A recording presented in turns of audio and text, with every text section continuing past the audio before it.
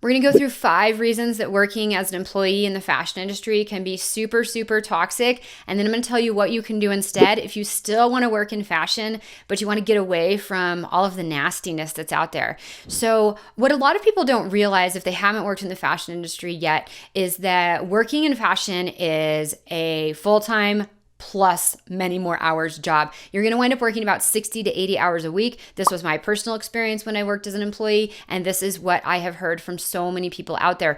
The reason is fashion brands can get away with this. The industry is very competitive and cutthroat to get in, and they can get away with pushing you and making you work. You're going to be working nights, you're going to be working weekends. And when you take that into consideration that you signed up for a 40-hour-a-week job and your salary is based on 40 hours a week, but you're really putting in 60 to 80, your compensation starts to go down very, very quickly, which brings us to reason number 2 that working in fashion is pretty toxic, and it's that you're underpaid. Now, you're going to be underpaid to start, right?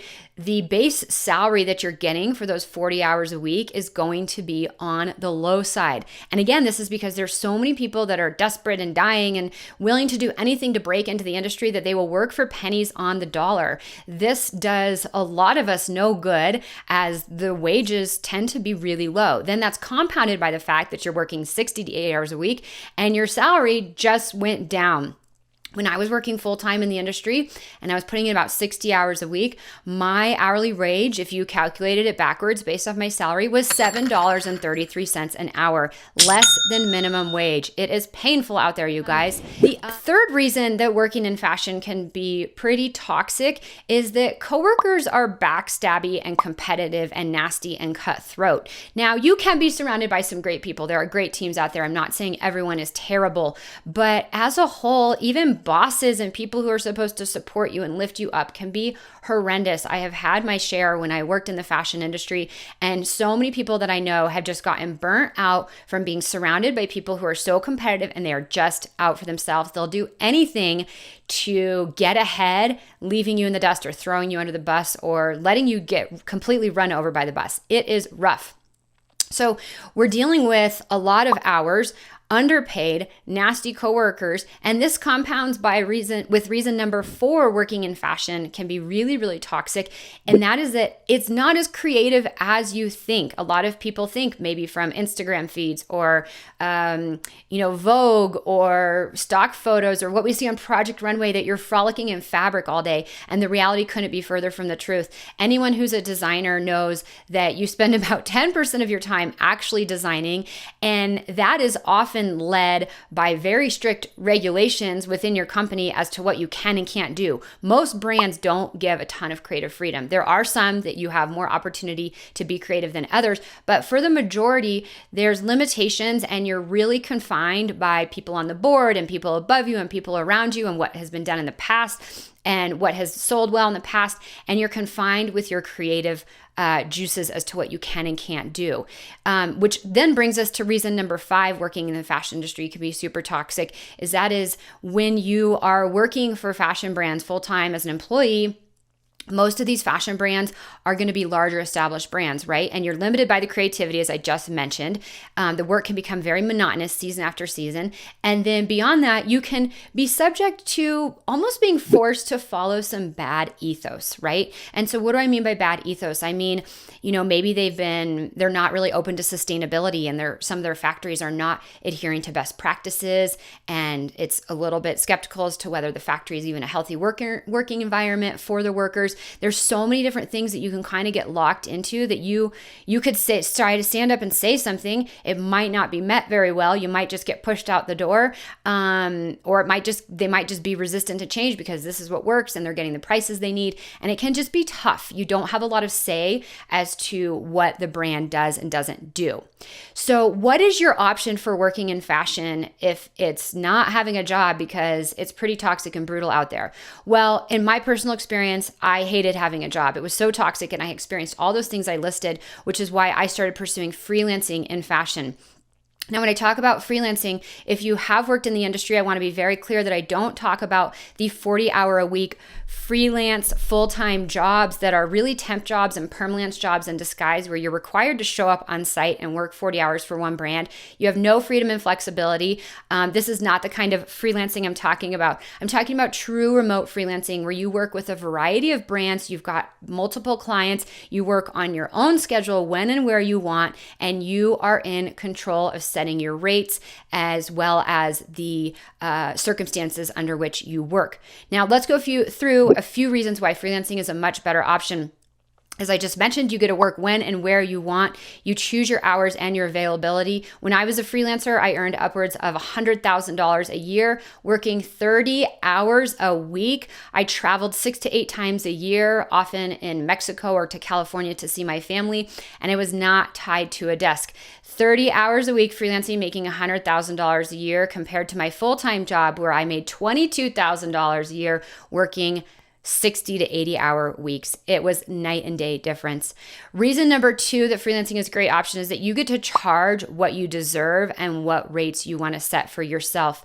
All right. I told you just a second ago, I earned $100,000 plus in my 10 years of freelancing. I was making 6 figures a year. And there are students inside of our Freelance Accelerator program who are doing the same. There's ALISON, a Patternmaker from St. Louis, Missouri, who is earning 75% more than she earned in her full-time role as a designer. And she's working a very comfortable 40 hours a week. She only had a few years experience when she entered the freelancing world, and she's crushing it just a few years later. There is Katarina, another one of our Freelance Accelerator students, who made more money in her first year of freelancing than she did in her previous year working in the industry. There is so much more opportunity to make money and to set your rates in freelancing than to work for these competitive underpaid jobs out there. There is also Alexandra. Alexandra is a pattern maker from Pittsburgh, and she makes more in one day of freelancing than she did in 2 weeks of her full-time industry job. All right, you guys, these numbers are crazy. If you care to hear any more about these stories, I do have interviews with most of these designers on my podcast, Successful Fashion Freelancer. Check that out. I'll link it below.